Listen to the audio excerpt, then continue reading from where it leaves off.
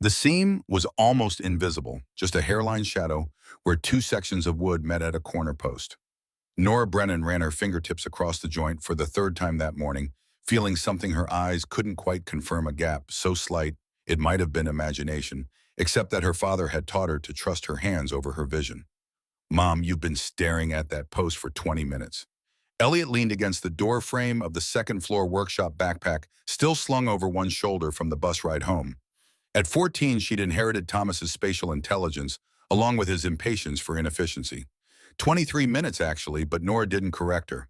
She pressed harder against the wood, applying pressure at different angles the way Thomas had demonstrated when she was Elliot's age, searching for mechanical advantage that would reveal hidden structure. The post resisted, solid and unmoving, mocking her certainty that something lay beneath its ordinary surface.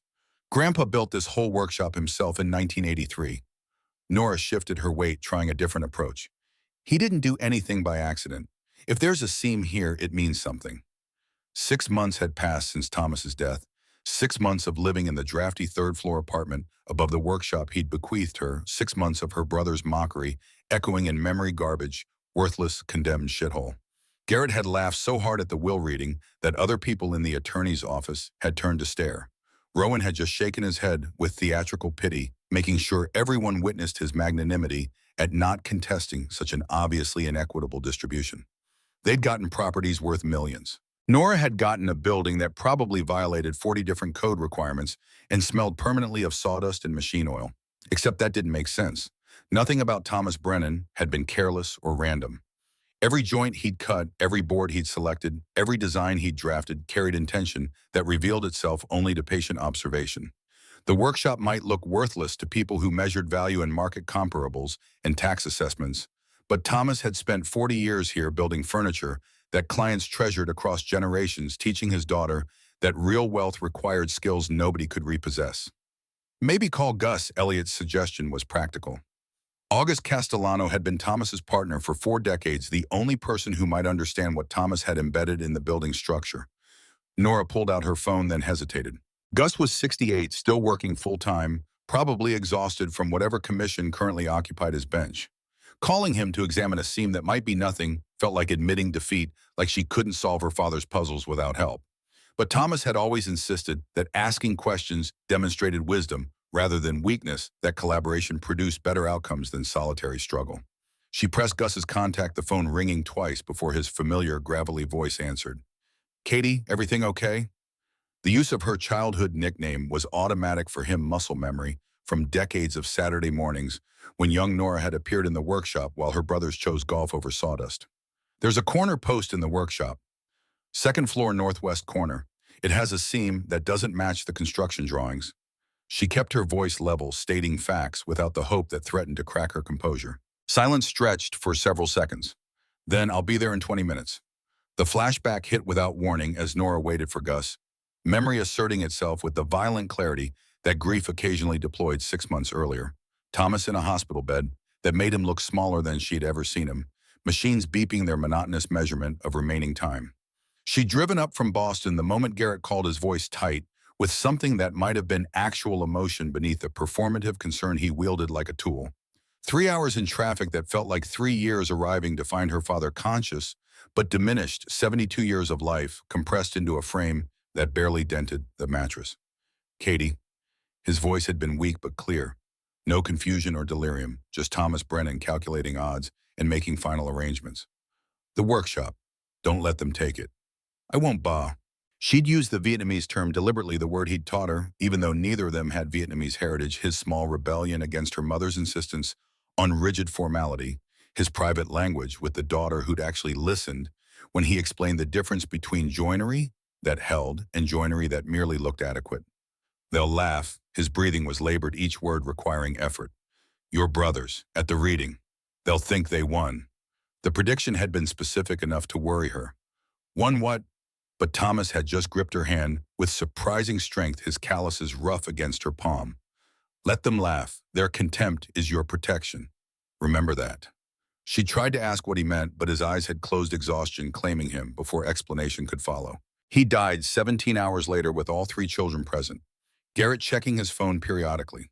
Rowan reviewing documents from some case that apparently couldn't wait for their father's final breath, Nora holding Thomas's hand and trying to understand his cryptic warning.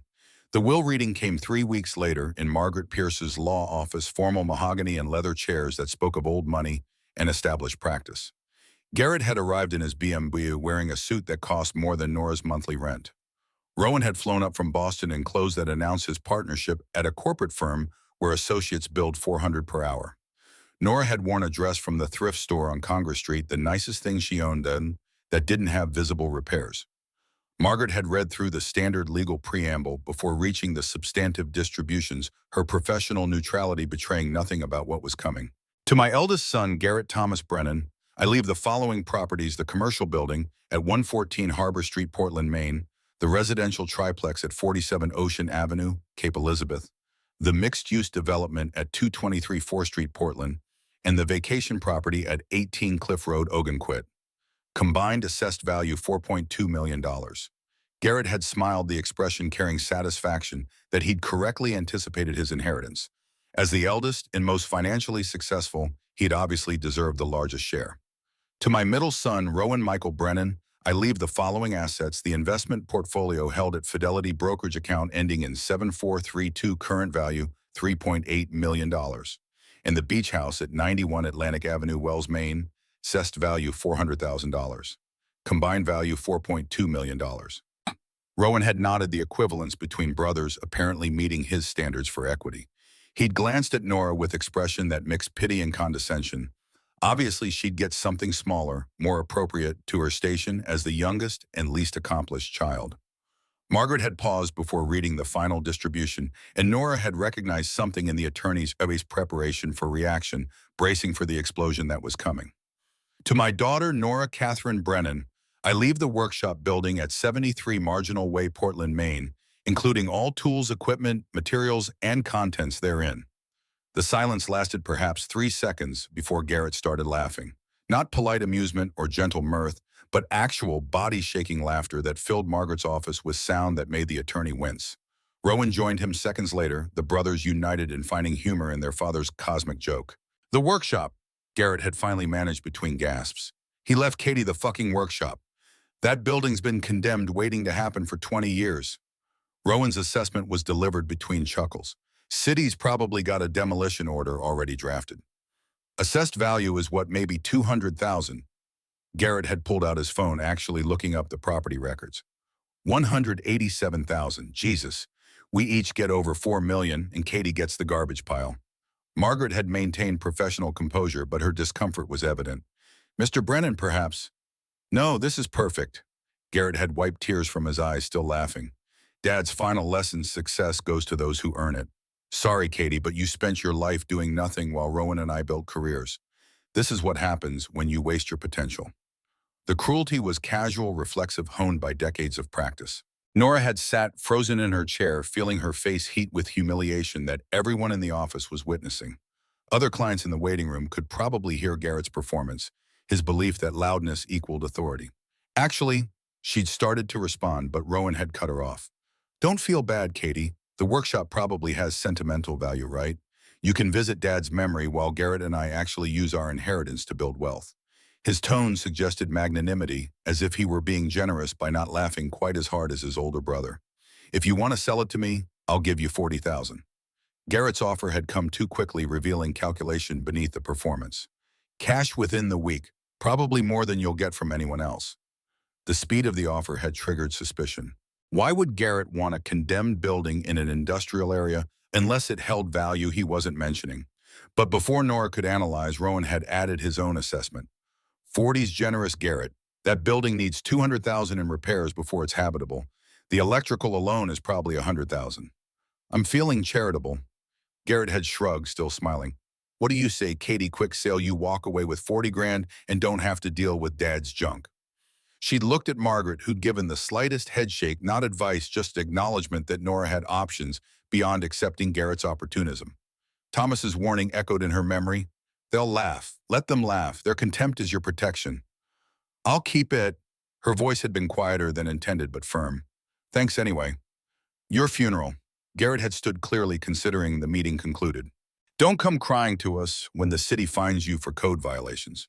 They'd left together already discussing how to leverage their inheritances into greater wealth strategies for maximum ROI and optimal market positioning. Nora had remained in her chair, staring at the single page that constituted her inheritance.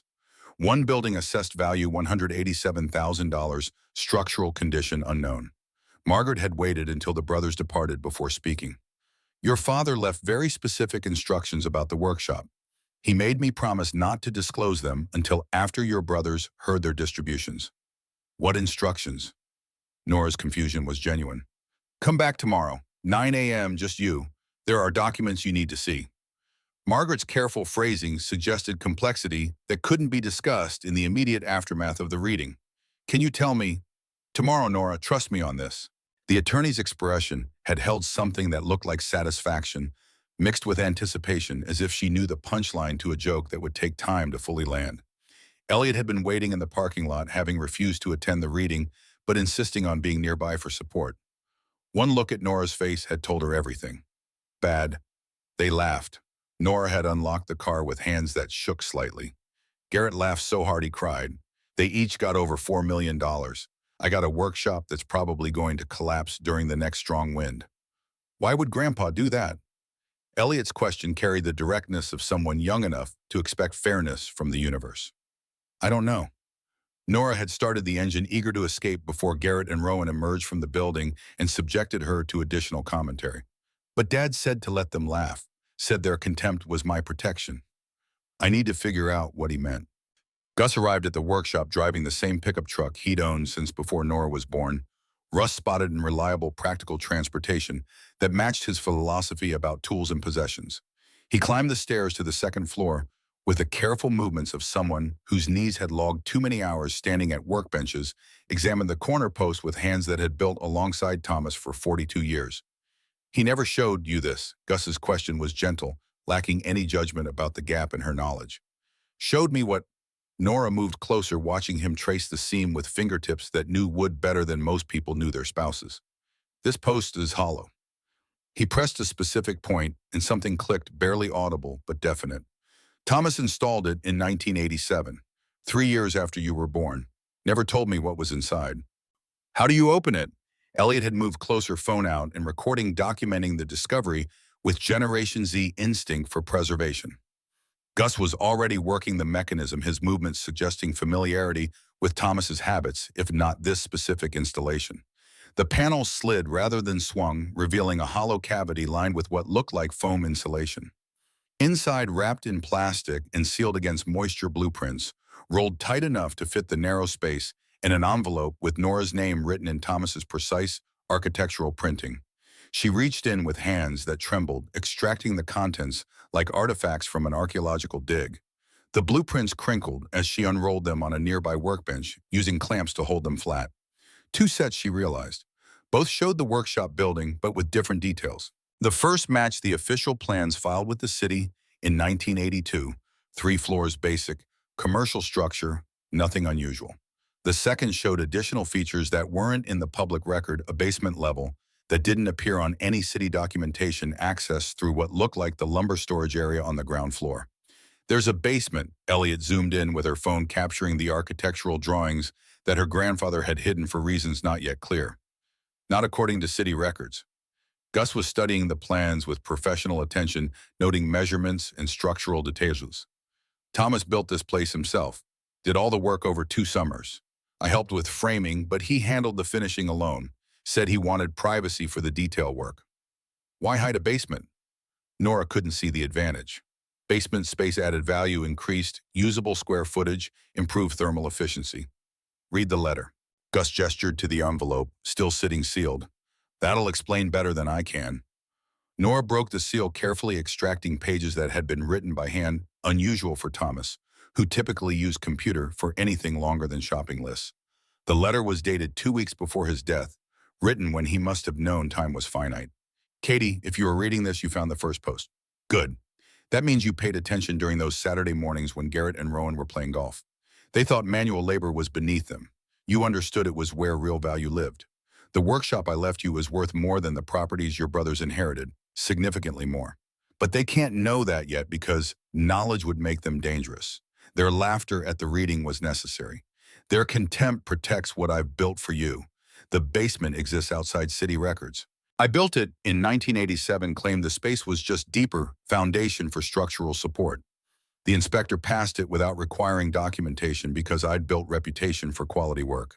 That basement contains assets I've accumulated over 40 years, furniture I built, but never sold, tools I collected, materials I acquired when they were still legal to purchase, and financial instruments held in your name since before you could walk. Combined value of the basement contents approximately $9 million. Your brothers each receive properties that appear valuable, but carry mortgages and liens they don't know about yet. The Harbor Street building has a $2.8 million note. The Ocean Avenue triplex has $3.1 million outstanding. The 4th Street development has $4.2 million in construction loans. Ogunquit is clear, but only worth $300,000. I inflated the assessment by claiming renovations that never happened. Total net value of Garrett's inheritance approximately $1.2 million, not $4.2. Rowan's portfolio looks impressive until you examine the holdings. 70% was invested in a company that I knew would file bankruptcy within 6 months. It did 3 weeks ago. The beach house has foundation issues that will cost $200,000 to repair, and I never disclosed them to get higher assessment. His actual inheritance approximately $800,000, not $4.2 million. I gave them exactly what they valued: appearances of wealth, impressive numbers they could boast about to friends, assets that look good on paper. I gave you what actually matters: tools to build, skills to create, and capital to deploy when you're ready. The basement entrance is in the lumber storage room. The key is your birthday, 06/15/1982. Everything inside belongs to you, has always belonged to you. I established the accounts when you were 5 and 7 years old, long before your brothers could claim I was showing favoritism or manipulating you. Why did I structure the inheritance this way? Because Garrett and Rowan spent their lives chasing status and appearance. They bought houses they couldn't afford, cars they didn't need, convinced themselves that looking successful meant being successful. I tried to teach them the difference. They weren't interested in learning from someone who worked with his hands. You learned because you paid attention. You learned because you asked questions. You learned because you valued the work itself rather than what it signaled to others. Your brothers will discover eventually that their inheritance wasn't what they thought. They'll be angry. They'll try to challenge the will, claim I defrauded them or manipulated you. Let them try. Everything is documented. Every account is legal. Every asset is properly titled. Margaret has copies of all records going back 30 years. The contempt they showed at the reading, that was my final gift to you. They announced to a room full of witnesses that they considered the workshop worthless. That protects you from claims that you misrepresented value or hid assets. They stated publicly that you got garbage. Now it's too late for them to change that narrative. Use the basement assets wisely. Build something that matters. Teach Elliot what I taught you. The workshop isn't just a building. It's a lesson about what actually constitutes wealth. I'm proud of you, Katie. Not because you became an architect, though that matters. Because you understood that skill compounds while appearances evaporate. Because you never needed to prove anything to people who measured worth in dollars and titles. The money in those accounts is yours free and clear. The furniture and tools are yours to sell or keep. The workshop itself is yours to use or renovate or expand. All of it has been waiting for you since before you were old enough to understand what it meant. Build something beautiful. Build something that lasts. But Nora read the letter 3 times each pass, revealing new layers of her father's planning, the complexity of his strategy, the specific cruelty he'd deployed against his sons while protecting his daughter. $9 million. Hidden in a basement that shouldn't exist, accumulated over decades while appearing to live on modest carpenter's income. He really did this. Her voice came out, whisper quiet, disbelief and wonder mixing with something that felt like grief complicated by revelation. Thomas had spent years building this inheritance while letting his sons believe he was poor, while accepting their condescension about his manual labor career, while watching them waste money on expensive toys and status symbols. Thomas planned everything. Gus had been reading over her shoulder, his expression suggesting he'd suspected something but never known details. 42 years I worked with him, never mentioned assets beyond the workshop. But every few months he'd sell a piece of furniture for $30,000, $40,000, prices that seemed high even for his quality. I assumed he was just good at finding wealthy clients. He was funding the accounts. Nora checked the letter again, looking for any indication of illegal activity or tax evasion, anything that would invalidate the gift. But Thomas had specifically mentioned documentation, proper titling, legal structuring. A man who'd built furniture with precision that lasted generations wouldn't risk fortune on sloppy financial planning. Can we see the basement? Elliot's question was practical, cutting through the emotional complexity to focus on immediate verification. The lumber storage room occupied the ground floor's northeast corner, accessible through a door that Nora had opened maybe 3 times in 6 months of living in the building. Inside, rough-cut boards and plywood sheets leaned against walls that looked like standard construction concrete block painted industrial gray, nothing suggesting hidden features. Gus moved to the north wall, running his hands across blocks until he found what he was looking for. A section that shifted under pressure, revealing electronic keypad behind a false panel. The mechanism was sophisticated, the kind of security that required professional installation, and suggested Thomas had taken concealment seriously. Your birthday. Nora punched in 06151982, the sequence her father had specified. A motor hummed somewhere behind the wall, and a section of blocks swung inward, revealing stairs that descended into darkness. Motion sensor lights flickered on, automatically illuminating a space that shouldn't exist. 1,200 square feet, according to the blueprints, climate-controlled based on the dehumidifier running in the corner, finished with the same attention to detail that Thomas had applied to everything he built. The basement was organized into 4 distinct sections, each serving different purpose in Thomas's long accumulation. Section 1 held furniture, 47 pieces, ranging from small jewelry boxes to a massive dining table that could seat 12. Each piece displayed Thomas's signature, precision, hand-cut dovetails that looked like they'd grown from the wood rather than being carved finishes, so perfect they seemed to deepen into the grain proportions that achieved beauty through mathematical accuracy rather than decoration. Furniture that clients would commission for $30,000 and consider themselves lucky to own. Section 2 contained wood-rare species that had been legal to harvest when Thomas purchased them, but were now banned or restricted. Brazilian rosewood from 1986, Cuban mahogany from 1990, Burmese teak from 1978. Boards that specialized dealers would pay premium for because legal existing stock was finite and shrinking. Section 3 held tools, antique hand planes that collectors fought over, vintage chisels that held edges better than modern steel, specialty equipment that Thomas had acquired from estates and workshop closures over 40 years. The kind of collection that appeared occasionally at auction and drove bidding into territory that made news. Section 4 was filing cabinets, 4 legal-size units containing what Nora assumed were the documents Thomas had mentioned. Bank statements, investment records, purchase receipts, authentication certificates, everything needed to prove ownership and validate value. She opened the first filing cabinet drawer, pulling folders at random, finding documentation that confirmed the letter's claims. Portland Federal Credit Union account ending in 4782, established February 1987, titled In Trust for Nora, Catherine Brennan. Current balance $2,347,000. Fidelity Investments account ending in 9021, established June 1993, same title structure. Current balance $4,683,000. 2 more accounts at smaller regional banks, combined balance $541,000. Plus real estate deeds for 3 properties in Portland's Old Port District that Thomas had purchased in the early 2000s when prices were low, now worth collectively around $3 million based on recent comparable sales. The numbers were staggering even after Thomas's letter had prepared her. $9.5 million in liquid and near-liquid assets conservatively. More if the furniture and tools brought premium prices at specialist auctions. Significantly more if the rare woods sold to the right buyers who understood that legally acquired pre-ban inventory commanded multiples of current market prices. Mom, Elliot's voice pulled Nora from calculations that were making her dizzy. Is this real? Gus answered before Nora could. Thomas was a lot of things, but he wasn't a liar. If he said $9 million, it's $9 million. Probably more. The old carpenter was examining a sideboard that demonstrated Thomas's mastery at its peak, figured walnut, with hand-cut joinery so precise the surfaces appeared to flow continuously around corners without visible breaks. Museum quality, easily the kind of piece that institutional collectors purchase for permanent collections. This one alone is worth $70,000, maybe $80,000. Gus's assessment was delivered with certainty born from decades of industry experience. Harrison Kimball in Boston would buy it sight unseen at that price. Nora did rapid mental math. 47 furniture pieces averaging even $40,000 each meant $2 million in inventory.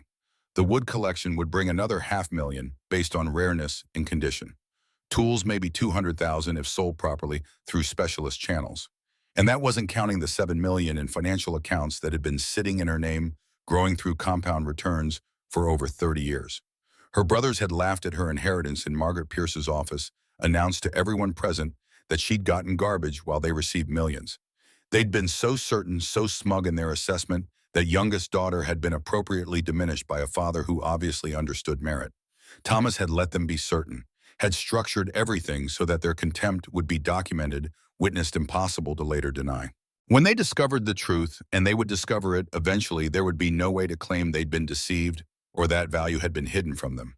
They'd publicly declared the workshop worthless. That declaration protected Nora from any accusation of fraud or manipulation.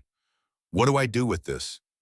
The question was directed at Gus, but really asked of the universe of fate, of whatever forces had put her in position to inherit wealth she'd never anticipated, while pretending to be poor enough that thrift store clothes were necessity rather than aesthetic choice. First thing, Gus's response was characteristically practical. Don't tell anyone. Not friends, not colleagues, definitely not your brothers. You've got maybe 6 months before Garrett figures out his properties are underwater. Maybe a year before Rowan discovers his portfolio is worthless. You need that time to move assets, establish security, prepare for whatever they'll do when they realize what happened. Move assets where, Nora's knowledge of high net worth financial planning was essentially zero.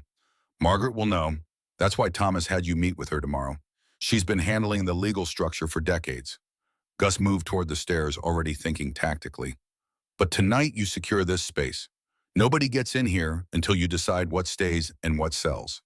Elliot was filming everything, documenting the furniture and tools and filing cabinets with systematic attention that would provide inventory baseline.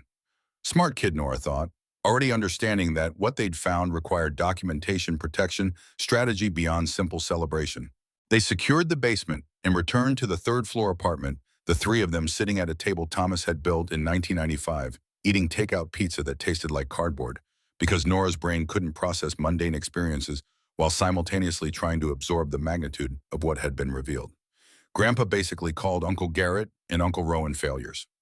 Elliot's assessment was blunt, typical teenage directness, cutting through complexity. He gave them fake wealth and gave you real wealth because he thought they were wasteful idiots. More complicated than that. But Nora wasn't sure it was, actually. Thomas's letter had been loving toward her and coldly calculating toward his sons. He'd watched them make financial mistakes for decades and decided they deserved to fail, deserved to learn through loss what they'd refused to learn through instruction. Was he right? Elliot's question carried weight beyond its simplicity. Nora thought about Garrett's BMW and Rowan's waterfront condo, the expensive restaurants and luxury vacations her brothers posted on social media, the constant performance of wealth that seemed to require audience validation. She thought about her own choices, the thrift store clothes, the used car she drove until it couldn't drive anymore, the careful budgeting that Garrett had once mocked as poverty mindset. Yeah, the admission hurt because it meant accepting that her father had judged his children and found two of them wanting. He was right. They'll lose everything he gave them because they never learned that wealth requires building, not just having. But you learned, Gus's statement carried pride. Saturday mornings for 10 years you came to the workshop while your brothers played golf. Thomas taught you dovetails and mortises and how to read grain. That wasn't just woodworking. That was education in patience, precision, the compounding return of skill practiced across time. The lesson crystallized with clarity that made Nora's chest tight. Thomas hadn't just given her money. He'd given her the training to use it wisely, had spent a decade teaching philosophy through joinery and finished work. Every Saturday morning had been preparation for this inheritance foundation laid long before the structure became visible. Her brothers had chosen differently, had decided that manual labor was beneath them, that their father's carpentry was embarrassment rather than craft. They'd pursued wealth through credentials and careers, accumulating impressive titles while never learning to build anything that lasted beyond the next quarterly earnings report. Thomas had let them choose, had watched their choices compound into character, then structured inheritance that validated or punished those accumulated decisions. He'd given Garrett and Rowan exactly what they demonstrated they valued: appearance and status. He'd given Nora what she'd proven she valued: tools and skill and capital to deploy according to wisdom rather than ego. The cruelty was sophisticated, operating on levels that would take her brothers years to fully comprehend. By the time they understood what Thomas had done, it would be too late to change outcomes. Their contempt had been documented. Their assessment of the workshop as worthless had been witnessed. The legal structure was airtight. Nora sat in her father's chair, feeling weight that transcended the physical inheritance. $9 million required responsibility she wasn't sure she possessed. Thomas had trusted her with fortune he'd spent 40 years building, had bet everything on his judgment that she would use it better than her brothers would have.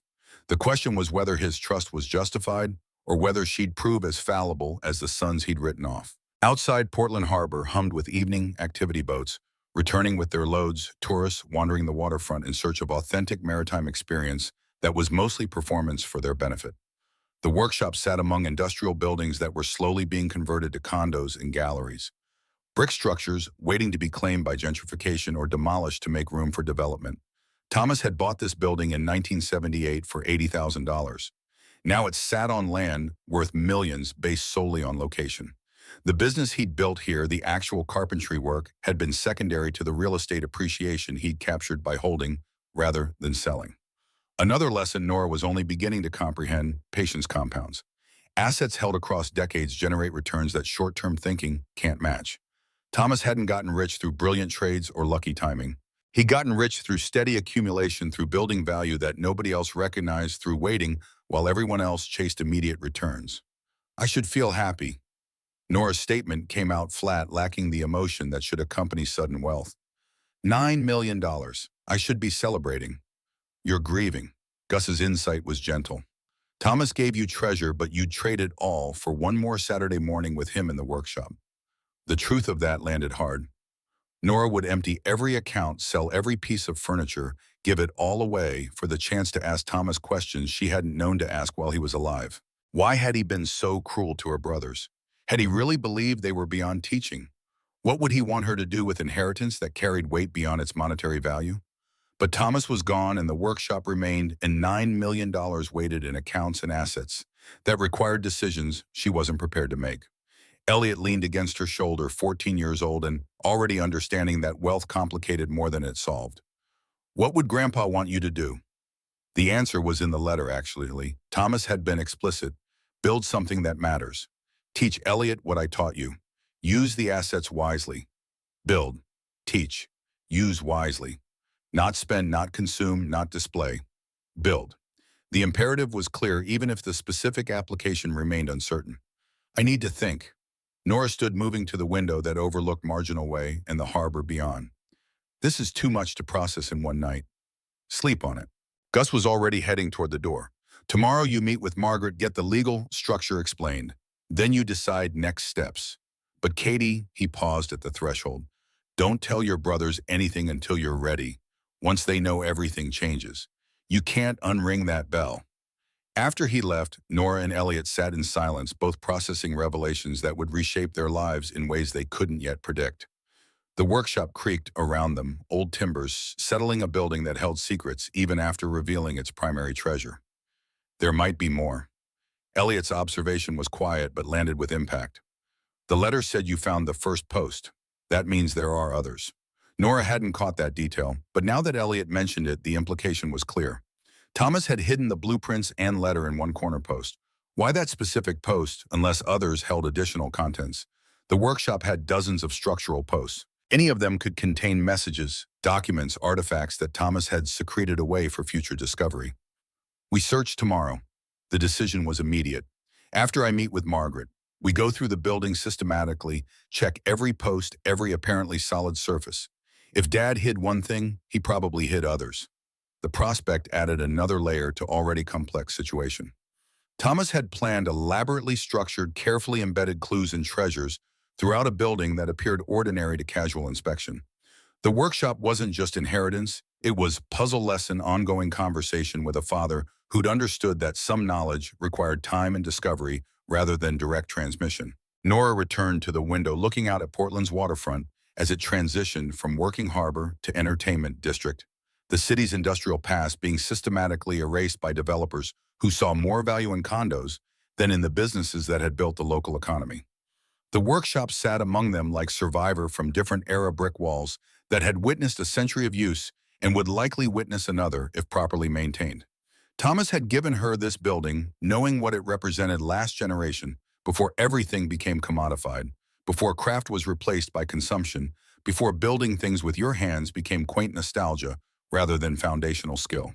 The workshop was museum and workshop, simultaneously preserving techniques while continuing to deploy them. And now it belonged to Denora, along with fortune she'd never anticipated, responsibility she hadn't prepared for, and brothers who would eventually discover they'd been outmaneuvered by a father they'd dismissed as simple carpenter.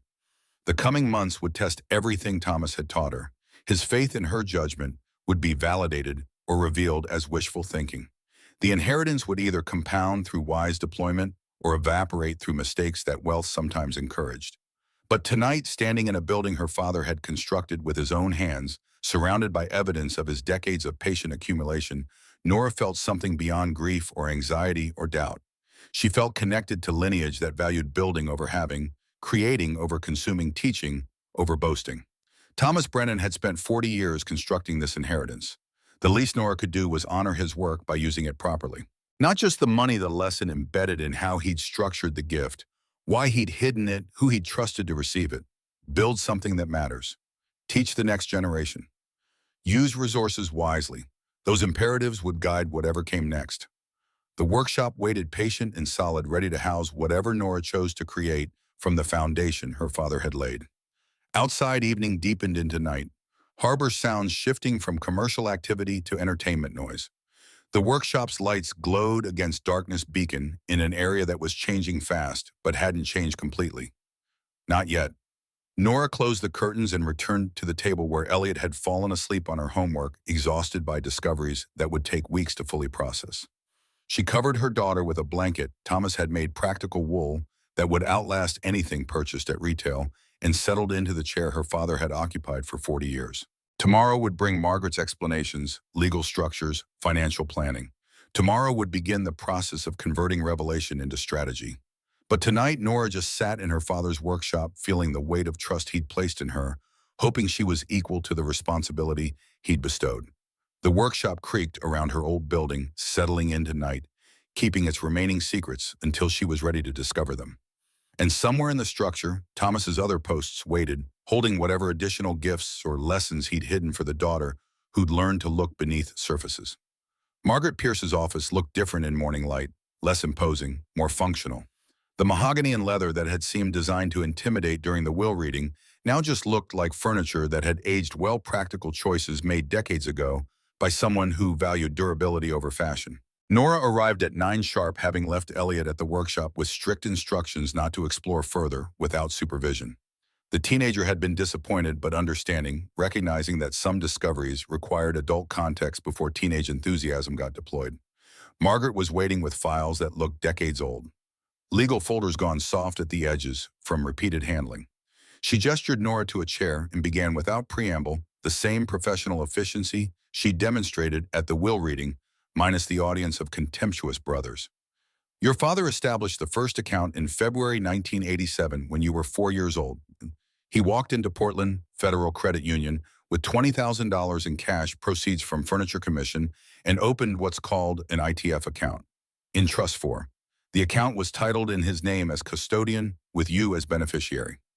She pulled out documents that confirmed the timeline account opening, papers showing Thomas's signature, Nora's social security number, the initial deposit amount. Everything official, documented, legal. Over the next 33 years, Thomas made regular deposits, sometimes $2,000, sometimes $50,000, depending on commissions and sales. He paid taxes on every dollar. The IRS knew about these accounts. They appear on his tax returns going back decades. Margaret spread out returns that showed the history income, reported taxes paid, nothing hidden from government authorities. So it's completely legal. Nora needed confirmation, needed to know that her inheritance wouldn't evaporate in criminal investigation or tax fraud charges.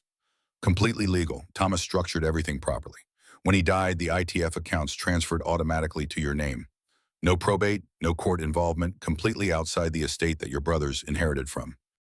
Margaret's certainty was absolute, honed by 35 years of estate litigation. But Garrett's going to argue Dad was hiding assets. The threat was obvious, even if timing remained uncertain. Let him argue. These accounts were established before your brother's children were born. Thomas had no obligation to disclose private financial planning to adult sons. The accounts were maintained for decades, all taxes paid, and all regulations followed. This is legitimate estate planning, not fraud.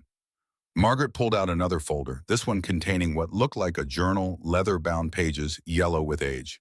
Thomas gave me this in 1985, 2 years before he opened the first account. He wanted documented proof of his intent, dating back to when you were a toddler. Nora opened the journal carefully, finding her father's handwriting, filling pages with observations about his children, his business, his growing conviction that Garrett and Rowan would waste any inheritance he left them, while Nora would use it to build something meaningful. June 15, 1985, Katie's third birthday.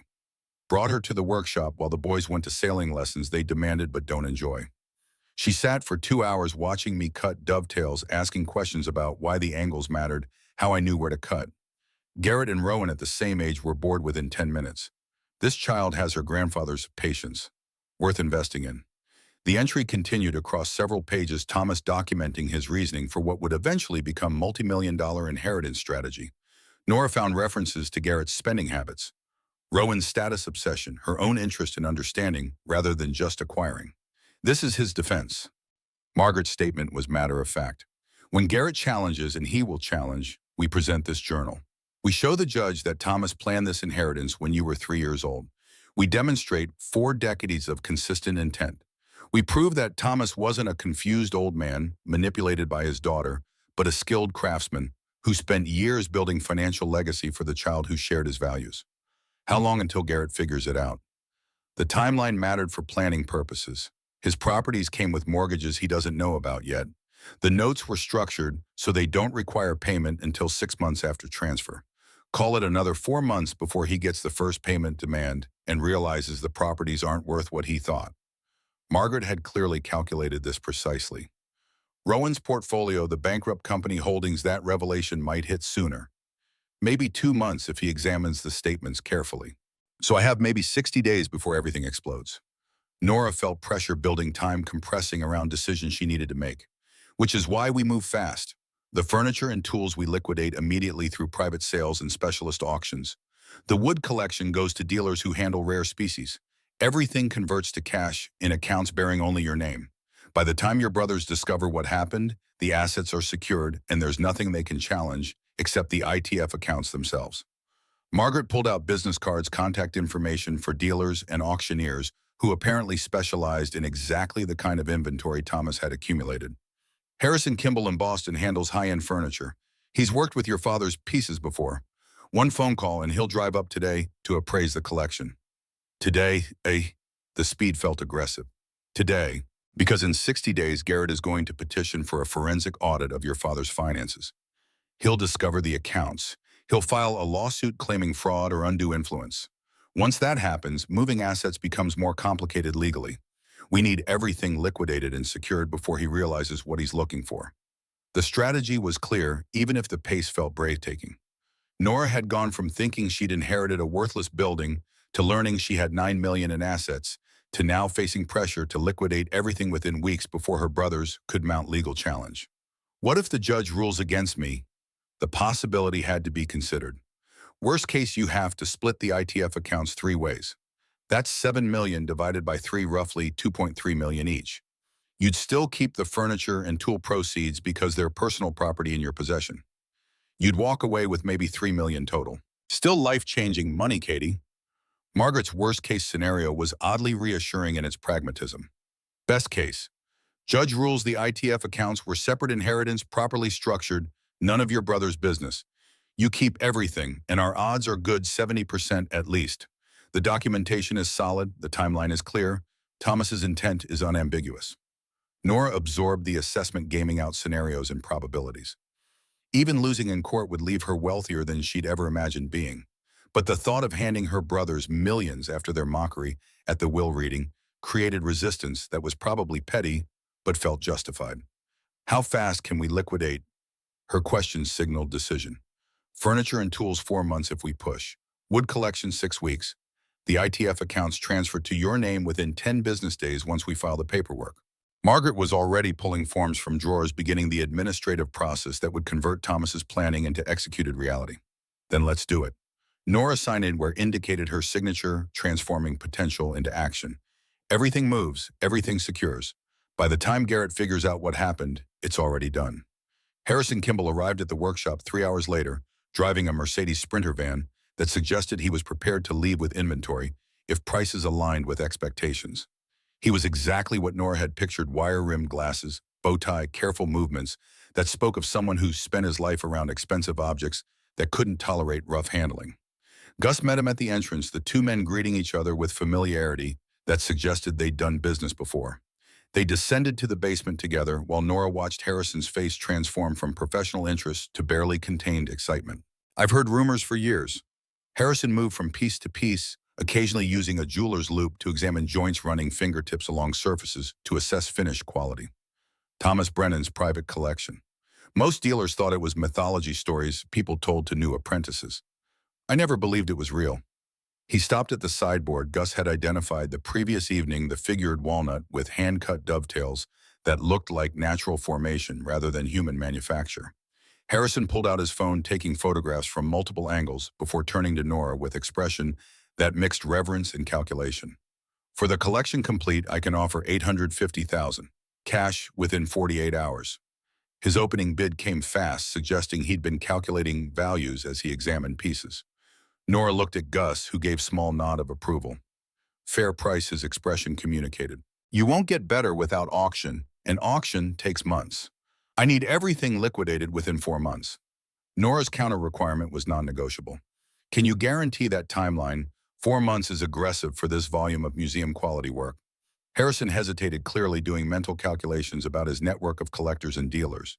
"But yes, I can commit to complete liquidation within 16 weeks. Some pieces I'll buy myself. Others I'll broker to collectors I know personally. You'll get fair market value for everything. Not fair market value, fast liquidation value." Nora needed clarity about pricing. "I understand there's a premium for speed. What's the real number?" Harrison's expression shifted to respect. Apparently, he appreciated clients who understood the trade-off between price and velocity. "Complete collection, 16-week liquidation guarantee. I can do 1.1 million. That's my absolute ceiling. You could potentially get 1.3 or 1.4 at auction with the right buyers and patience, but you'd sacrifice the timeline." Gus whistled softly. "That's a strong offer, Katie. 300,000 premium over his initial bid just for agreeing to guaranteed timeline." The math was simple. Take 1.1 million now, with certainty, or gamble on auction prices that might be higher, but could also disappoint while missing the critical timeline for securing assets before Garrett's legal challenge. Nora extended her hand to Harrison. "Done. 1.1 million complete liquidation within 16 weeks. They shook on it, Harrison already pulling out his phone to arrange transportation and payment logistics. He'd take 10 pieces immediately, the most valuable items he could sell through his own gallery network, and begin coordinating auction placement for the remainder. First payment of 400,000 would arrive within 48 hours, balance upon completion of full liquidation. After Harrison departed with a van loaded with Thomas's finest work, Nora felt strange combination of relief and loss. The furniture her father had spent decades building was disappearing to private collections and museum acquisitions, the physical legacy being converted to capital that could be deployed toward other purposes. It felt simultaneously right and wrong, honoring Thomas's intentions while dissolving his tangible creations. He built it to be used. Gus's observation addressed the ambivalence Nora hadn't voiced. Thomas made furniture so it would outlive him, serve families across generations. That's happening whether you keep it or sell it. Only difference is you get to deploy the capital toward whatever comes next. The wood collection required different expertise. Margaret's recommended broker was based in Seattle, specializing in rare and restricted species with proper documentation. The phone call happened on speaker in the workshop office, Nora and Gus listening as the broker examined photos and certificates of origin that proved legal acquisition dates. "This inventory alone is worth 520,000, possibly more, madam." The broker's West Coast accent carried excitement despite obvious attempts at professional composure. "Brazilian rosewood, legally acquired in 1986, is essentially priceless to the right buyers. Cuban mahogany from 1990, same story. Your father built this collection when these species were still legal to harvest and export." Timeline. Nora cut to the critical question. "Export documentation takes time. 6 weeks minimum for full certification and legal clearance." The broker paused, calculating. but I can commit to that if you need speed. 520,000 certified check delivered upon pickup with all documentation complete. 4 weeks. Nora's counter was aggressive but necessary given the broader timeline constraints. 4 weeks is tight but doable. Let me make some calls to expedite the paperwork. I'll wire 50% deposit today balance on delivery. The broker's agreement came with the speed of someone who recognized good inventory when he saw it and wasn't going to lose the deal over a 2-week variance. The tool collection went to a Vermont auctioneer who specialized in antique woodworking equipment, a gruff man named Dennis, who walked through the basement with the focused attention of someone performing surgery. He photographed each tool, made notes about provenance and condition, occasionally making appreciative sounds that suggested genuine expertise rather than performance. This goes in my February auction. Prime time for tool collectors. They've got Christmas money burning holes in their pockets in spring project ambitions. Dennis's assessment was confident. Conservative estimate 180,000. Could run higher if the right bidders show up, but I never promise what I can't guarantee. 3 deals in one afternoon: furniture for 1.1 million, wood for 520,000, tools for 180,000 minimum. Nearly 2 million secured from inventory that had been sitting in Thomas's basement, accumulating value while the world above assumed he was just a carpenter with modest income and simple ambitions. The ITF account transfers proved simplest of all the transactions. Margaret filed paperwork with Portland, Federal, and Fidelity, presented death certificates and account documentation showing Nora as named beneficiary. The bureaucracy moved with surprising efficiency, perhaps because everything was properly structured and the transfers were routine from the bank's perspectives. 10 business days after Margaret filed the paperwork, Nora's phone buzzed with notification that made her stop walking mid-stride on Congress Street. Portland Federal transfer, complete, new balance, $7,031,341. She stared at the screen, trying to reconcile the number with reality. Yesterday, she'd been worried about how to pay for Elliot's winter coat. Today, she had $7 million in an account bearing her name, money that had been growing in her father's careful custody for 3 decades and was now hers to deploy however wisdom or foolishness dictated. The Fidelity transfer, completed 2 days later, $4,683,000 invested in index funds and municipal bonds that generated steady returns while preserving capital. Combined with the Portland Federal account and the secured inventory payments, Nora's total liquid assets would exceed $13 million once all transactions completed. $13 million. The number felt abstract, impossible, divorced from any reality she'd inhabited during her 38 years. Her entire life's earnings as an architect had probably totaled $600,000 pre-tax. Now she had 20 times that amount sitting in accounts that required decisions that she had no framework for making. She called Margaret immediately, the attorney picking up on the second ring. The accounts transferred. Nora's voice came out steadier than she felt. $7 million just appeared in my checking account. This is real. This is real, and Katie, you need to move that money immediately. $7 million in checking is foolish. No FDIC protection above $250,000. No returns, no security. Margaret's urgency was evident. I'm connecting you with a wealth management firm that specializes in sudden inheritance situations. They'll help structure proper accounts, diversification, tax optimization. I don't know anything about wealth management. The admission felt stupid but was accurate. That's why you hire experts. Trust me on this, your father did. He used the same firm for decades to manage his own accounts. They're discreet, competent, and they understand clients who need to move fast because of complicated family situations. The wealth management meeting happened 3 days later in a Portland office that suggested success without ostentation.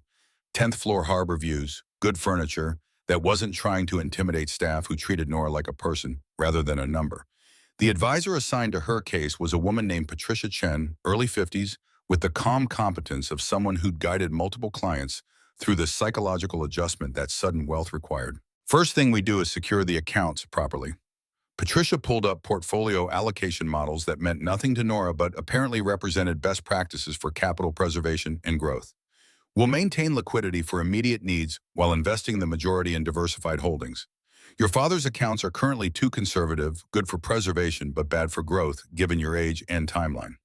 They spent 2 hours restructuring everything, moving money from checking to proper investment accounts, establishing trust structures that would protect assets from legal challenges, setting up tax advantage strategies that would minimize the inevitable government claim on her inheritance.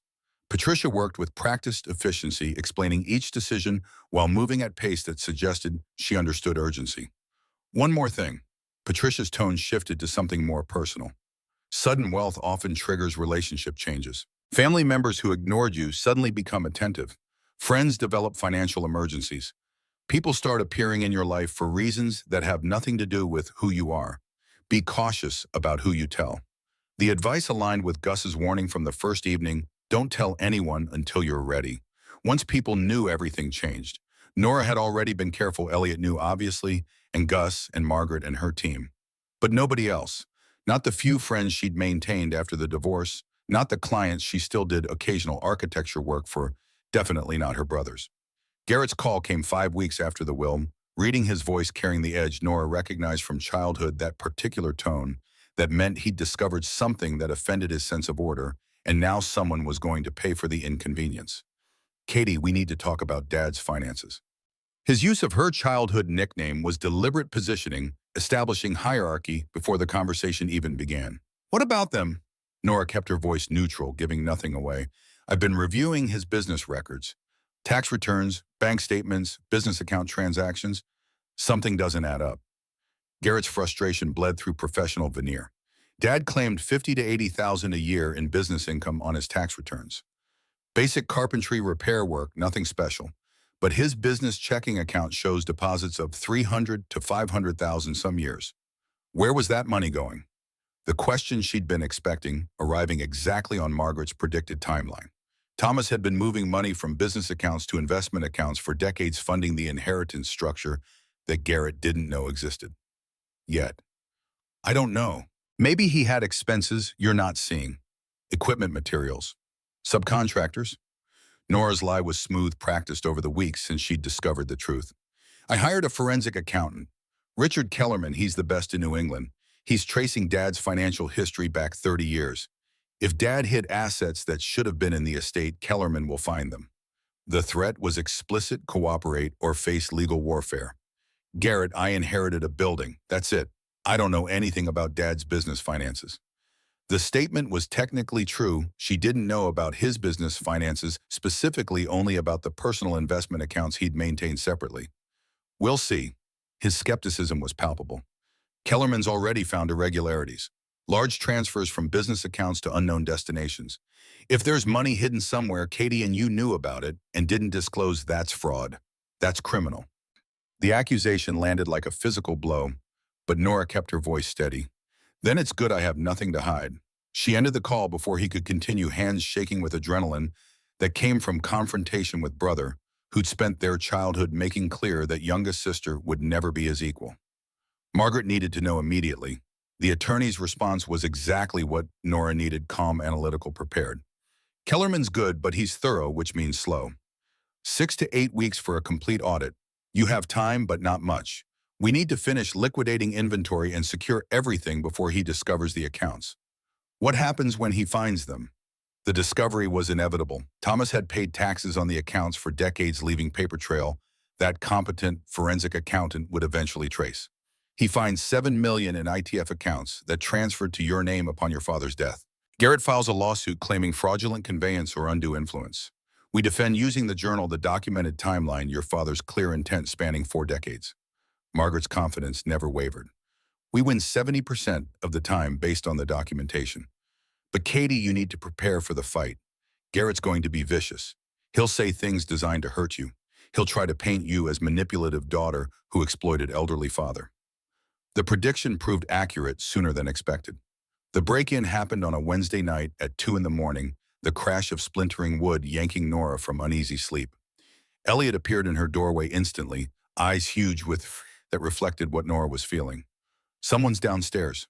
The whisper was unnecessary. They could both hear heavy boots on the workshop floor below, voices conferring in tones that suggested coordination rather than random theft. Nora grabbed her phone, dialing 911, with hands that shook so badly she nearly dropped it twice.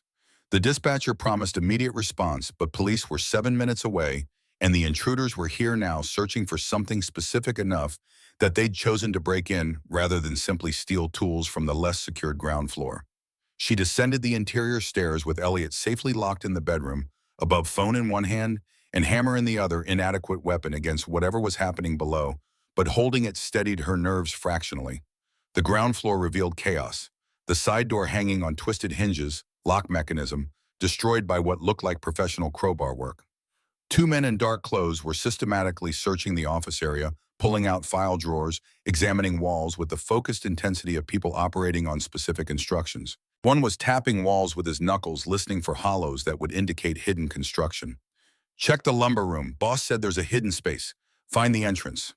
The first man's voice was clear enough that Nora registered the command, along with its implications Garrett had sent them. Had hired people to break into the workshop and search for whatever Thomas had hidden. The second man was already moving toward the lumber storage, his systematic wall tapping, suggesting professional experience with building searches. Sirens cut through Portland's night quiet, distant but approaching. The intruders heard them too, exchanged glances that held calculation rather than panic. "Time's up, let's go." They left through the destroyed door without running, just two men who'd attempted a job and were now moving to the next thing on their schedule. Nora caught a glimpse of a black sedan pulling away as police cars turned onto marginal way lights, painting the workshop's brick exterior in alternating red and blue. Officer Martinez was young but competent, examining the forced entry while taking notes about what Nora had witnessed. "You said they were looking for a hidden room." "That's what I heard. One of them said their boss told them about a hidden room." Nora's statement was truthful as far as it went, omitting the part where she knew exactly what room they'd been seeking and who had sent them. "Any idea what they were looking for?" Martinez's pen hovered over his notepad. "My father owned this building for 40 years. Maybe he had projects or collections I don't know about." The half-truth felt safer than full disclosure. Nora wasn't ready to tell Portland PD about $9 million in hidden assets that would definitely complicate the investigation. "This looks professional, not random theft or vandalism. Targeted search by people who knew what they were looking for." Martinez examined the destroyed lock mechanism with the attention of someone who'd seen similar work before. "You have any enemies, business disputes, family issues?" The opening was perfect. "My father died recently. His estate is in probate. My brothers weren't happy with how the will was distributed." Martinez's expression shifted to understanding. "Family inheritance dispute. That makes sense. These things get ugly fast. I'll file a report, increase patrols on this street. You should install a proper security system, though. Whatever they were looking for, they'll probably try again." Gus arrived as police were departing his truck, rattling to a stop outside with timing that suggested he'd been waiting for her panicked text to justify driving over, despite the 3 a.m. hour. He surveyed the damage with anger that made him look more dangerous than his 68 years would suggest. This was Garrett. Statement, not question. He sent people to find the basement. They didn't find it. Nora had checked immediately after police left. The covering boards were still in place, entrance undiscovered. Garrett's searchers had been looking, but they hadn't known where to focus. "He'll try again. Now that he knows you're living here, knows the workshop has secrets, he'll keep pushing until he finds them." Gus's certainty was cold based on decades of watching Garrett operate. "We need to empty that basement completely. This week, before he can organize another search." The logistics proved exhausting but manageable. Harrison Kimball accelerated his pickup schedule, sending trucks for another 20 pieces of furniture. The Seattle broker arranged expedited shipping for the wood collection workers, loading hundreds of board feet of rare species lumber onto climate-controlled trucks. Dennis from Vermont drove down personally to collect the tool inventory, his van nearly scraping bottom from the weight of antique iron that collectors would fight over at auction. 4 days of frantic coordination later, the basement was empty. Bare concrete walls, the dehumidifier still humming, filing cabinets containing only business records that Nora needed for the inevitable legal battle. Everything of value had been removed, converted to certified checks and wire transfers deposited into accounts bearing only her name. $1.7 million from inventory sales. Gus tallied the numbers on a legal pad, his accountant's precision evident despite decades as a carpenter. Plus the $7 million in transferred accounts. $8.7 million total secured. The number was staggering even now after weeks of watching it accumulate. Thomas had built this fortune one commission at a time, one careful investment at a time, trusting that his daughter would understand what to do with it when the time came. The question was whether she actually did understand or whether she'd prove as fallible as the sons he'd written off as unable to learn. Court papers arrived via registered mail on a Monday morning 4 weeks after the break-in. Morrison v. Brennan Estate Trust filed in Cumberland County Probate Court. Garrett was challenging the ITF accounts, arguing that Thomas had fraudulently conveyed assets to avoid fair distribution, that he'd manipulated his daughter into accepting hidden wealth that should have been divided equally among all three siblings. The preliminary hearing was set for 6 weeks, out enough time for both sides to prepare arguments and evidence. Nora read through the filing in Margaret's office, noting language that painted her as manipulative daughter who'd exploited her father's declining mental state to secure assets her brothers deserved. They're claiming Dad was senile. Her outrage was genuine despite having expected exactly this strategy. Standard tactic in these cases. They'll bring in a psychiatrist who never met your father to speculate about cognitive decline. We'll counter with medical records showing perfect mental health, the Mensa membership he renewed 6 months before death tax returns. He prepared himself, demonstrating complex financial understanding. Margaret dismissed the claim with professional ease, pulling files that would support the defense. The hearing took place on a gray morning in late May Cumberland County Courthouse, filled with the usual parade of disputes and grievances that Maine's legal system processed with bureaucratic efficiency. Nora wore the suit she'd purchased specifically for court appearances, professional but not expensive, projecting competence, without suggesting sudden wealth that would undermine her position as daughter who'd inherited a worthless workshop. Garrett and Rowan occupied the opposite side of the courtroom, with their attorney, Paul Sanderson, a state litigation specialist who'd built his career on challenging questionable inheritances. He looked exactly like someone who spent his time around bitter family disputes, expensive suit, predatory calculation, the slight smile of a man who enjoyed watching siblings tear each other apart over money. Judge Marianne Foster entered at 9 sharp, a woman whose reputation for no-nonsense rulings had made her legendary in Maine's legal community. She reviewed the case file for several minutes before looking up at the assembled parties with expression that suggested she'd seen this particular family drama too many times to find it interesting. This is a dispute over accounts titled in trust for the defendant, opened 3 decades ago by the deceased. Her statement was directed at Sanderson. Counsel, why should these accounts be considered part of the probate estate when they were clearly established as separate instruments? Sanderson stood with practiced smoothness. Your Honor, timing of establishment doesn't negate fraudulent intent. Thomas Brennan systematically diverted business income to these accounts, while his sons believed assets would be fairly distributed upon death. He created appearance of modest means while hiding $7 million. That's textbook fraudulent conveyance. So your argument is that a father can't favor one child over others in estate planning. Judge Foster's skepticism was evident in her tone. Our argument is that he can't hide assets to defraud legitimate heirs. These accounts were funded with income generated by a family business that supported all 3 children during their upbringing. Thomas Brennan owed his sons disclosure about where business income was being directed. Margaret stood without waiting for judicial prompting. Your Honor, Thomas Brennan established these accounts when his daughter was 5 and 7 years old, respectively. At that time, he had no obligation to disclose private financial planning to adult sons who were 24 and 22. The accounts were maintained for 33 and 38 years. All taxes paid, all regulations followed, complete documentation provided to the IRS annually. This is legitimate estate planning, not fraud. Judge Foster looked directly at Nora. Ms. Brennan, when did you become aware of these accounts? After my father died, Your Honor. Nora kept her voice steady despite her hammering pulse. I found documents hidden in the workshop he left me. Until that moment, I had no knowledge the accounts existed. And you've transferred them to your name? Yes, Your Honor. They were titled in trust for me. The transfer was automatic upon my father's death, as is standard with ITF accounts. The judge made notes, then looked back at Sanderson. Counsel, do you have evidence Ms. Brennan knew about these accounts prior to her father's death? Sanderson's hesitation was brief but telling. Not direct evidence, Your Honor, but the timing and circumstances are suspicious. Thomas Brennan was 72 when he died. Ms. Brennan lived in Boston but visited regularly. She had access opportunity motive. Suspicious isn't evidence. Judge Foster's warning tone was unmistakable. Do you have proof of manipulation or fraud? We have evidence of systematic asset diversion spanning decades. We have proof that Thomas Brennan hid significant wealth from his sons while allowing them to believe he was a man of modest means. That constitutes fraud regardless of when it began. Sanderson was pivoting to prepared argument, trying to recover ground lost in the exchange. Margaret stood again. Your Honor, may I present documentary evidence?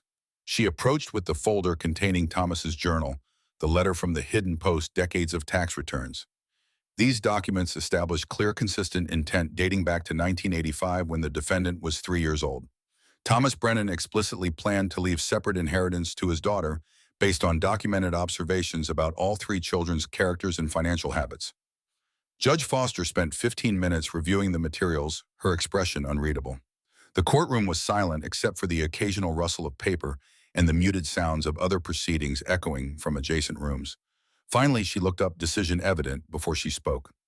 Mr. Sanderson, your clients inherited substantial assets from their father. Property valued at over $4 million each according to the assessment they received. That Thomas Brennan chose to establish separate accounts for his daughter is his prerogative as both a parent and as the owner of those assets. The accounts were legally created, properly maintained, fully taxed for decades. I see no evidence of fraud, undue influence, or improper conveyance. She looked directly at Garrett and Rowan. Your father made choices about his estate that you disagree with. That doesn't make those choices illegal. He had the right to favor one child over others if he chose. The documentation shows he made that choice deliberately, consistently over a period of 40 years. Motion denied. The gavel came down with finality that echoed through the courtroom. Garrett's face flushed red, his hands gripping the table edge, hard enough that Nora could see white knuckles from across the room. Rowan looked more resigned than angry, as if he'd expected this outcome despite hoping for different result. Outside the courthouse, Garrett intercepted Nora before she could reach her car, his voice shaking with rage, barely contained by awareness that they were in public space with witnesses present. $7 million. You sat on $7 million while Rowan and I are drowning in debt from properties Dad left us. The accusation carried the weight of someone who felt genuinely wronged rather than outmaneuvered. Properties Dad paid off before he died. Nora's response was quiet but firm. You're the one who mortgaged them, Garrett. You're the one who over-leveraged. That's not Dad's fault, and it's not mine.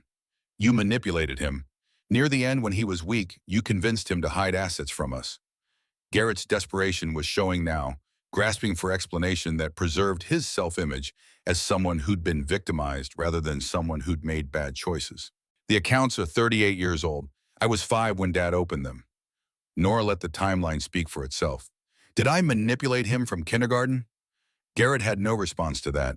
He turned and walked to his BMW, the last remaining luxury purchase he hadn't yet had to surrender, movements, stiff with fury that had nowhere productive to go. Rowan lingered, his expression conflicted in ways his older brother's wasn't.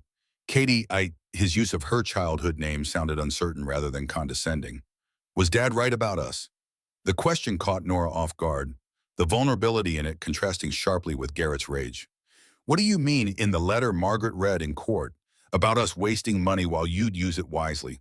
Was he right about that? Nora looked at her middle brother, seeing exhaustion and doubt where confidence had always lived before. I don't know, Rowan, but you could prove him wrong. Start making different choices. It's not too late. He nodded slowly, processing something she couldn't fully read, then followed Garrett to the parking lot. Margaret joined Nora at her car, briefcase in hand, and satisfaction evident in her expression. That went as well as we could have hoped. Judge Foster barely needed to hear our full argument. The documentary evidence was overwhelming. The attorney's assessment was characteristically understated. It's really over. Nora needed confirmation, needed to believe the legal threat had passed. This round is over. Garrett could appeal, but he won't win. The law is clear. The facts support you. Precedent is on our side. Barring something extremely unexpected, you're secure. Margaret's caveat was lawyerly, but her confidence was genuine. Security felt foreign after months of anxiety. Nora drove back to Portland, processing the enormity of what had just concluded. The accounts were hers legally and completely.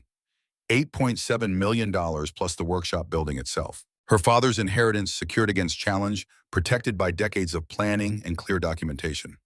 The question was what to do with it. Thomas had been explicit in his letter, build something that matters. But what did that mean in practical terms? What kind of building would honor his legacy while serving genuine purpose, beyond simply converting one form of wealth into another? Elliot was waiting at the workshop when Nora arrived, homework spread across the table, but clearly abandoned in favor of anxious waiting. Mom, we won. Nora pulled her daughter into a fierce hug. The judge ruled the accounts are legally mine. Uncle Garrett can't challenge them. So we're really okay. The hope in Elliot's voice was almost painful to hear. We're really okay, better than okay. We're secure, finally actually secure. She waited for relief to wash over her, for the months of anxiety to release their grip. Instead, she felt something else: responsibility. Thomas had entrusted her with fortune he'd spent his life building. The least she could do was use it the way he'd intended, not for survival or consumption or display, but for creation, for building something that would matter long after the money itself was forgotten. The workshop creaked around them, old timbers settling into evening, a building that had witnessed 40 years of Thomas's labor, and now waited to see what his daughter would make of her inheritance. The basement sat empty, but the space itself remained potential, waiting to be filled with whatever Nora chose to create from the foundation her father had laid. Thomas had given her tools and resources and freedom to build whatever she wanted.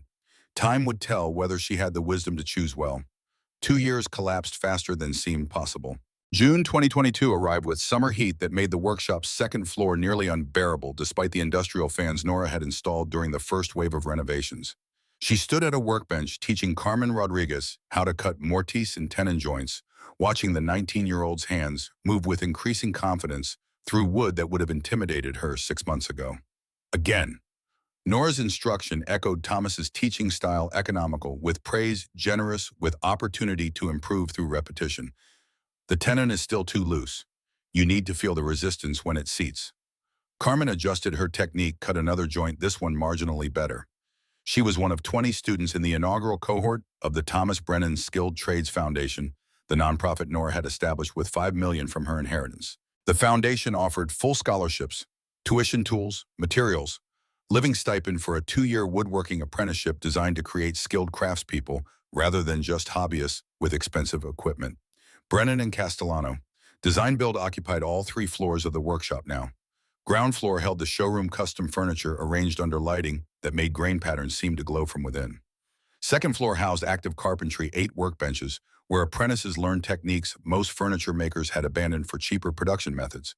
Third floor remained partly residential, but mostly transformed into Nora's architecture, office managing projects that ranged from kitchen renovations to commercial space design.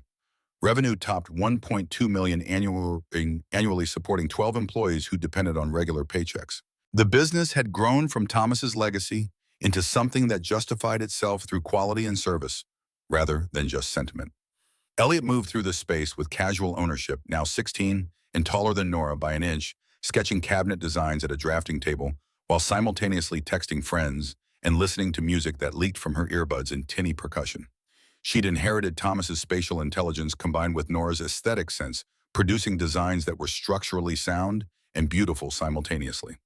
"Mom, check this out."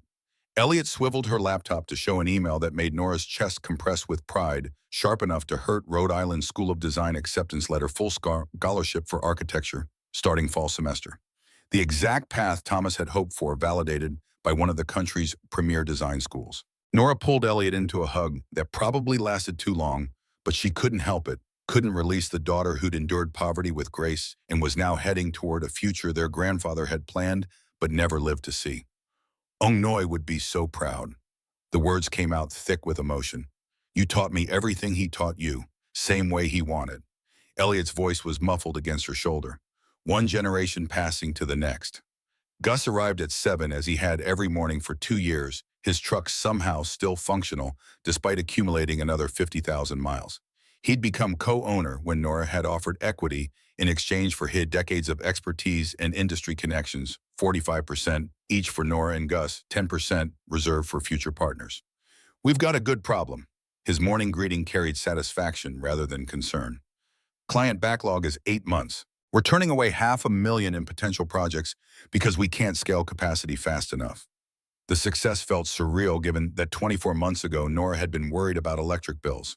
Now the business had more demand than it could service, requiring strategic thinking rather than just harder work. The training program. Nora had been considering expansion for weeks. What if we scale it? Not just 20 students for our own needs, an actual school teaching woodworking to anyone who wants skilled trades careers. Gus's eyes brightened with interest that made him look younger than 68. Multi-year certification program, like the old guild system. Exactly. 10 students per cohort, 2-year training. Teach them everything Grandpa taught me. Best ones stay as employees. Others go work elsewhere, spreading the knowledge. The vision was clarifying as she articulated it. Thomas would love that. Gus examined her preliminary sketches with the critical eye of someone who'd spent a lifetime evaluating craftsmanship, creating skilled labor pool while preserving traditional techniques. That's legacy work. Rowan's call came on a Tuesday evening, his voice carrying hesitation that was new for someone who'd spent his career projecting confidence in every interaction. Katie, can we meet? Not about money or legal stuff, just brother to sister. The request surprised Nora enough that she agreed before fully considering implications. They met the following morning at a waterfront cafe, Rowan arriving 3 minutes early, punctuality that represented significant change from his previous assumption that his time mattered more than other people's. He looked older in ways that transcended the 2 years since their last conversation. Thinner lines around his eyes suggesting stress or worry, or maybe just the erosion of confidence he'd once worn like armor. His clothes spoke of financial recovery without excess khakis and button-down, no luxury watch, simple gold wedding ring instead of the platinum and diamond band he'd previously displayed. Thank you for coming. His opening was direct, stripped of social performance. I wasn't sure you would. Nora sat across from him, studying the brother she'd grown up both loving and resenting. You said brother to sister. So talk. Rowan stared at his coffee long enough that Nora thought he might abort whatever he'd planned to say. When he finally spoke, the words came in a rush, suggesting they'd been building pressure for months. 2 years ago, when we lost the court case, I was furious. At you, at Dad, at everything. I felt cheated, but then I actually looked at my finances, really looked, and I saw Dad was right. He pulled out folded paper spreadsheet, printed in small font, detailing his financial collapse. Credit card debt, $180,000. Car payment, $2,200 monthly on a Porsche he'd leased because owning felt too permanent. Mortgage on the Cape house, $8,500 monthly. Monthly spending averaging $18,000 against take-home income of $14,000. I was hemorrhaging money while telling myself I deserved luxury because I went to law school. Self-loathing was evident in his assessment. The portfolio Dad left me, $3.8 million. I liquidated it to cover debts. Spent the rest maintaining lifestyle, gone in 18 months. All of it. The admission landed with weight that made Nora reassess everything she'd assumed about her brother's positions. What about now? Lost the house to foreclosure, car to repossession. My firm fired me because I was making mistakes distracted by financial stress. He looked directly at her for the first time. 6 months ago, I was living in a $1,200 apartment, driving a 10-year-old Honda, working as public defender for $55,000 a year. The mirror image of Nora's pre-inheritance life was too exact to be the coincidence. You hit bottom. I hit bottom. And Katie, I was happier than I'd been in a decade. His admission was quiet. First time in years I could sleep without panic attacks about money. Why are you telling me this? Nora needed to understand the purpose of this confession. Because I owe you an apology, real apology. You were right, Dad gave us exactly what we valued, and we wasted it. He gave you what actually mattered, and you built something meaningful. Rowan's hands wrapped around his coffee mug like he needed the warmth. I want to learn. From you, from Gus. I want to understand what Dad was trying to teach that I was too arrogant to hear. Learn what woodworking. The request seemed too dramatic for career change. How to build things that matter. How to create value instead of consuming it. His intensity suggested genuine desire rather than performance. I'm 42. I've wasted my life chasing appearances. I want to build something real, even if it's small, even if nobody's impressed. Nora studied her brother, looking for manipulation beneath the vulnerability. She found only exhaustion in what might have been genuine desire for change. Gus is starting a training program, 2-year apprenticeship. You could apply if you're serious. I'm serious. The immediate response carried conviction Rowan had rarely shown about anything. I know it sounds crazy, corporate lawyer wanting to learn carpentry, but I need this. Need to understand what Dad valued. 3 months later, Rowan completed his trial period with hands bearing permanent calluses and basic competence that surprised everyone, including himself. He'd produced 6 cutting boards, 3 small tables, and a chair that wobbled slightly but held weight. Amateur work, but it showed understanding of fundamentals that could be refined with practice. Gus evaluated the output with the same critical attention he'd give any apprentice candidate. You stuck it out. I didn't think you would. Neither did I. Rowan's admission was quiet. This is the hardest thing I've ever done, and I'm barely competent. Barely competent is where everyone starts. Craft requires patience. Gus extended his hand. Welcome to Brennan and Castellano Apprentice. The handshake seemed to mean more to Rowan than any contract he'd signed as a lawyer. His eyes were wet when he released Gus's hand, and he didn't bother hiding the emotion. Garrett's call came on a Tuesday evening in late November, his voice carrying tones Nora had never heard from him, defeat wrapped in something that might have been desperation. "Katie, I need to talk. I'm at the Portsmouth Bridge. Over the Piscataqua. I've been here for an hour, and I don't know what to do." Cold horror flooded through her. "Are you going to jump?" "I don't know, maybe. What's the point anymore? I've lost it everything." The drive took 83 minutes, Nora keeping Garrett on the phone the entire time, talking about anything that might anchor him to continued existence. She talked about the foundation, about Rowan's apprenticeship, about students learning skills Thomas had valued. She talked about childhood memories, about rare moments when Garrett had been kind rather than cruel. She found him sitting on the bridge railing, legs dangling over water that looked black in November night. He was 46 but looked 10 years older, hollowed out by losses that had stripped away everything he'd used to define himself. "Hey," she approached slowly the way you'd approach an injured animal. "I'm here." He turned, seeing her, and something in his face crumbled completely. "I'm so sorry for everything, for how I treated you, for Elliot, for being such an asshole about the inheritance. Come down and we'll talk." "Not here." Nora extended her hand. "Come home." The decision took longer than it should have, Garrett swaying slightly while weighing options.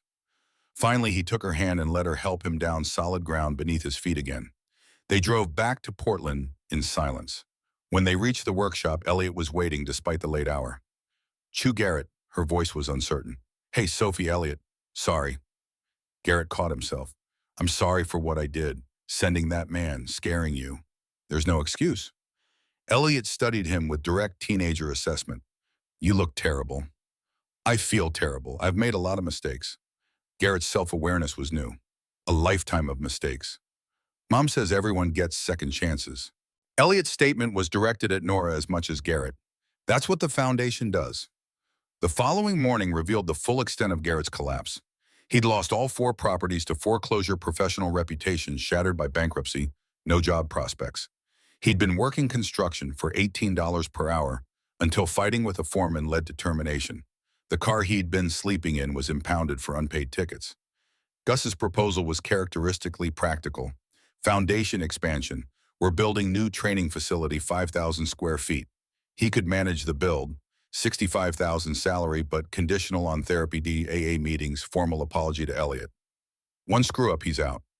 Garrett took the job. The first month was brutal, his ego colliding with the reality that he was working for his younger sister. But slowly something shifted. Working alongside students who'd survived worse provided perspective. Managing construction with limited budget required creativity. He'd let atrophy during years of excess. 6 months into his rehabilitation, Garrett asked Elliot to walk along the waterfront. They returned an hour later, Elliot's expression suggesting complicated emotions rather than clear resolution. He apologized, really apologized. Her assessment was thoughtful. Explained why he did what he did, took responsibility, didn't make excuses. Then asked if I could forgive him. "Can you?" Nora needed to know. Eventually, not today, but maybe, if he keeps changing. The 5th anniversary of Thomas's death arrived in October 2025, marked by a gala fundraiser at the Portland Museum of Art. 400 people attended, a mix of business leaders, government officials, and families who'd benefited from foundation training. The statistics were remarkable. 120 students trained over 5 years. 87% job placement within 6 months average, starting salary $55,000. 2.5 million invested in scholarships and facilities. Nora stood at the podium feeling like an imposter, despite having earned the right to speak about her father's legacy. 5 years ago, I inherited a workshop my brothers called garbage. They were wrong. It wasn't garbage. It was treasure. Not the money my father hid, though that mattered. The real treasure was the lesson: wealth is what you build, not what you have. She called Gus first, then Rowan finally, Garrett, all 3 standing to applause that acknowledged their journeys. Before Nora could continue with prepared remarks about expansion plans, Rowan and Garrett approached the stage together. "We'd like to announce something." Rowan's voice carried through the microphone with steadiness that came from hard-won recovery. "Garrett and I are donating our remaining assets to the foundation. He's contributing $2.8 million from settlement of property lawsuits. I'm contributing $3.2 million from sale of my home, the last thing I owned. Combined $6 million donation." The audience stood, applause filling the museum gallery. Nora felt tears threatening, overwhelmed by the gesture from brothers who'd spent years resenting her before learning what Thomas had tried to teach them. Dad wanted us to learn that wealth isn't what you keep. Garrett's voice broke slightly. It's what multiplies when you give it away. We're still learning, but we're trying. Nora met them on stage, the three Brennan siblings embracing for the first time since childhood, years of resentment dissolving in the shared understanding that their father's lesson had finally landed. The tackle box appeared 3 days after the gala, sitting on Nora's desk with a note in Elliot's handwriting. Found this in storage. Thought you should have it. Nora opened it carefully, finding another letter from Thomas. This one dated 1 week before his death, written after the hidden post letter, but before he'd known exactly when the end would come. Katie, if you're reading this, you succeeded. I knew you would. The workshop isn't just a building. It's a lesson about what actually constitutes wealth. You learned that lesson. Now teach Elliot what I taught you. Inside this box is my first chisel from 1978, your inheritance. Nora lifted the chisel, feeling its weight, the handle worn smooth by 40 years of her father's grip.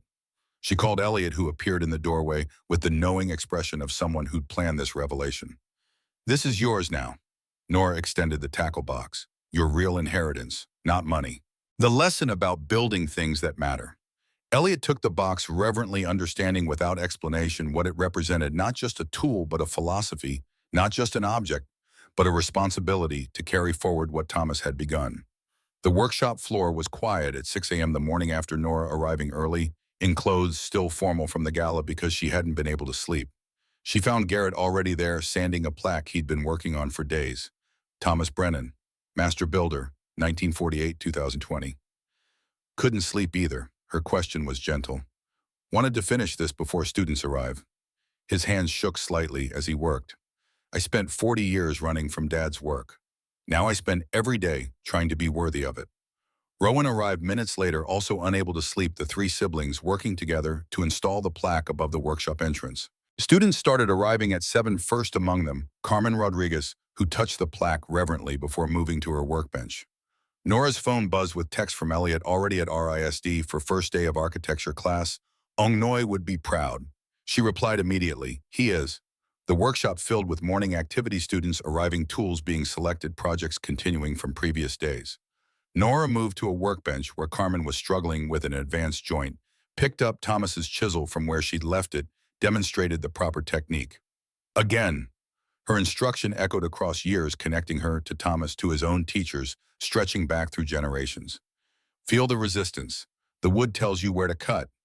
Carmen repeated the cut, this time perfect. The joint seated with satisfying precision that came from understanding rather than luck. Now teach someone else. Nora handed Carmen the chisel, watching as the 19-year-old moved to instruct another student, the knowledge passing from hand to hand, generation to generation.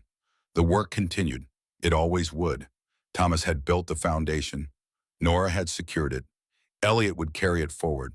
And somewhere in the chain of teaching and learning and building, Thomas Brennan's legacy would persist, not as money or buildings or fame, but as skill transmitted across time, wisdom embedded in joints that would hold long after everyone currently alive had become memory themselves. Sawdust caught morning light streaming through workshop windows. Harbor sounds drifted in with salt air. The building creaked with familiar sounds of used timber and tools and human effort combining to create value that transcended accounting. Nora looked around the space her father had built, seeing not what it was, but what it would become: training ground for hundreds more students, laboratory for preserving craft that industrial age had tried to eliminate, bridge connecting past to future through the simple act of teaching people to build things with their hands. The inheritance was secure. The lesson was learned. The work continued.